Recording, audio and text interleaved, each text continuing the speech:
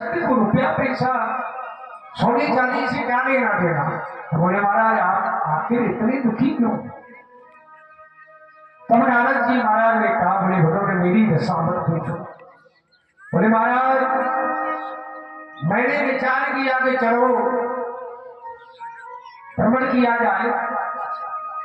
महाराज मैं घूमने के लिए निकला। अपनी समस्या बता रहे अपने चारों भाइयों को।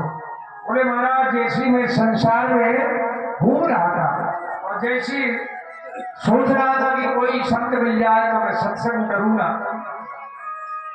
लेकिन महाराज जहां जहां मैं गया कहीं पर मुझे कहीं कुछ नहीं मिला। घूम रहा था कि कहीं सत्संग मिल जाए, संत मिलेंगे तो सत्संग होगा। तो महाराज में सबसे पहले कहा गया, बोले पुष्कर चौपड़े आगम चाहता सिंह गोदाम मरी तथा। बोले महाराज में पुष्कर गया जहां हनुमान का मंदिर। इसके बाद प्रयाग गया काशी गोदाम मरी तथा भगवान शिव की जो है परमपुरी काशी में गया, लेकिन महाराज वहां पर भी मुझे कोई सत्संग नहीं मिला। हर क्षेत्रम कुरुक्षेत्रम। इसके बाद में हरिद्वार गया, कुरुक्षेत्र गया, वहां पर भी महाराज कोई नहीं मिला।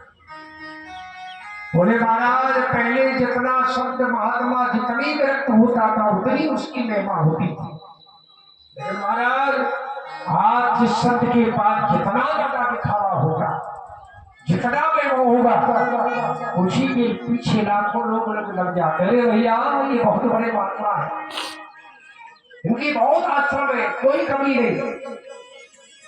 पहले जो जितना विरक्त होता था, त्यागी होता था, उतने महान माना जाता था।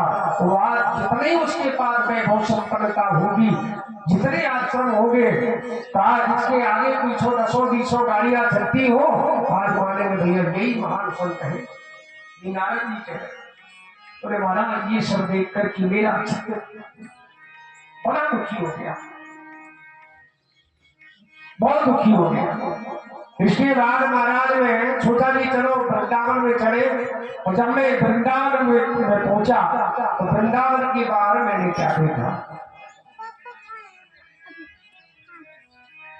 भाई महाराज संतों के यहाँ ये दशा देखी, गृहस्थों के यहाँ गया तो वहां भी तो दशा देखी।